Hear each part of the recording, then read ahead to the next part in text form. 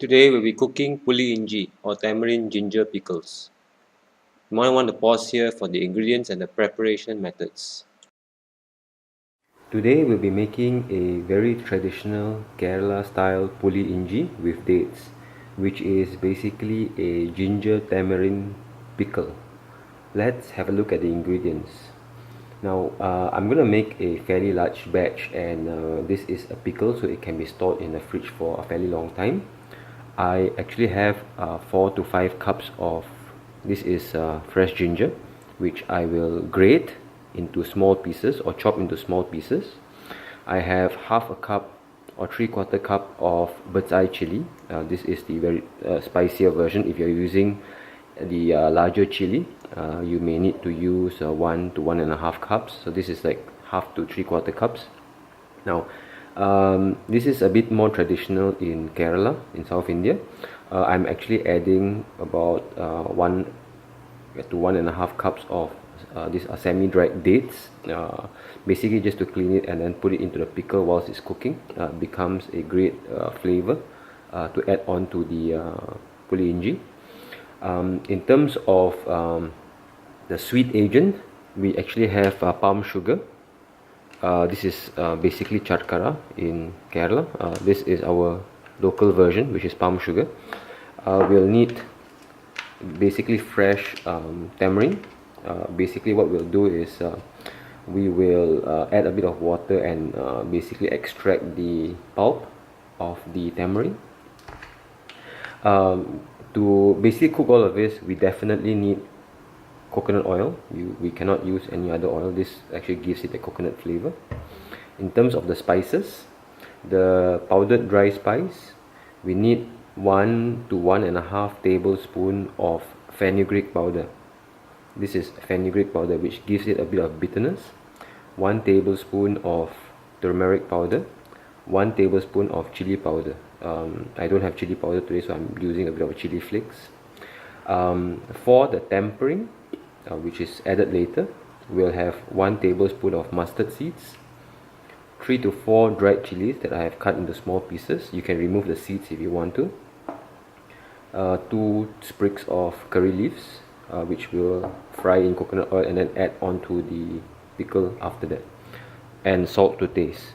So what I'll do is I'll start by, of course, doing in the background, I'll chop up the ginger, chop up the chilies, and then basically extract the pulp for 1.5 cups of the flesh of the tamarind.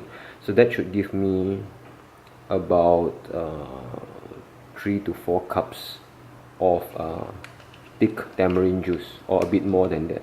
Okay, I'll start by doing that and I'll come back. Oh, it certainly took me a lot more time than I thought. So grated and chopped my ginger and the chilies, and this probably took the most time. We need to sieve the liquid to make sure that there's no husk and all, so that it becomes very smooth. I've taken out the stalks from the dates as well. So first thing we're going to do is to fry the ginger and the chili until they are golden brown, and then we'll add the spices, and then add the coconut sugar, and then the tamarind, and then we'll cook everything together until it turns really dark, and then we'll temper it with the spices. Alright, so we'll start cooking now. Okay, I'm going to add in about probably 4 or 5 no, maybe 5 or 6 tablespoons of coconut oil, because we've got so much of ginger to cook. Okay, and this goes into to flavor the Puli Inji.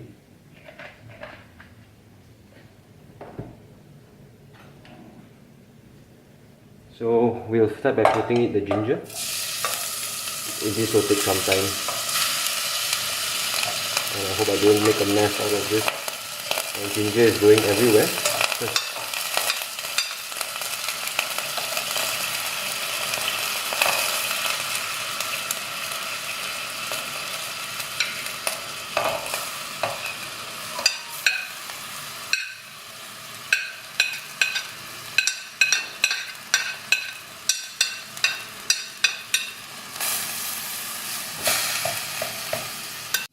So ginger has been frying for about 5 to 10 minutes now. So I'm going to add in the green chilies. Now I probably don't want to add all of this because it might get too spicy. So I think that's about right, not a bit too spicy. Alright, so we'll just mix this around and fry this for a bit more until it gets a bit darker. Could have used a non-stick pan. Don't have one that is free at the moment, so this will suffice. So I'm going to fry this for a few minutes before I come back. Now the chilies are all like fairly cooked right now, and I don't want to have it burn too much. So right now I'm going to add in our spice powder. So I've got 1 tablespoon of fenugreek, 1 tablespoon of turmeric, and chili flakes and chili powder. So I'm going to add in this. Okay, I'm going to just leave some of the fenugreek aside. It's getting really hot right now. Okay, I'm just going to toast it for a little while. Right, so it's very too hot right now and starting to burn down there. So I'm going to add in, if it's still recording, my tamarind paste or tamarind juice.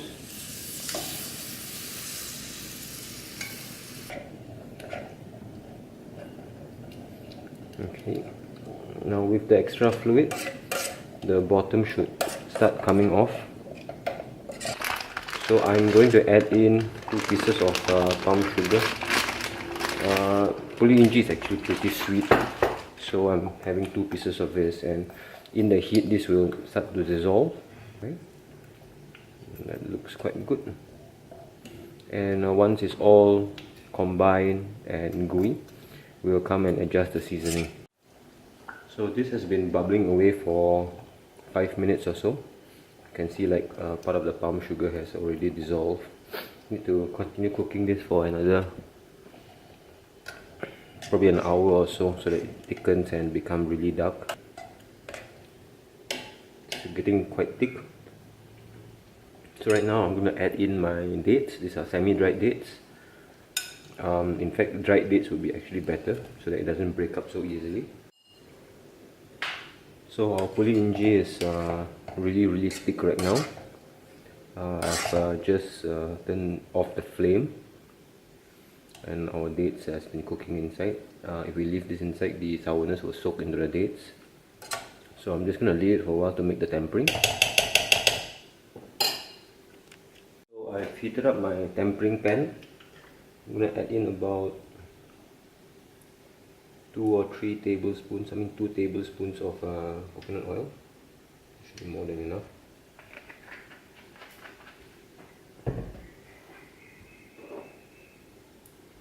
Okay, so first I want to put in the mustard seeds.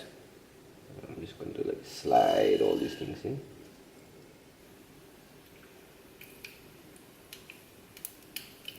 Okay, so once it starts spluttering right now, I'm going to add in my dried chilies. Okay, I'm just going to mix it up a little bit and just careful with the eyes. Okay, as the dried chilies are frying, I'm going to add in our curry leaves.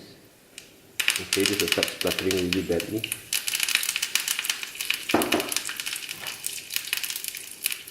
Okay, so I'm just going to give it a fry so all of this is tempered properly. Okay, so I'm going to add the tempering into the Puli Inji right now. Just make sure that the leaves are actually fried up properly. Yeah. Okay, all of it is tempered. Okay, so all of this can just go back in. And this will give it a nutty flavor to the Puli Inji.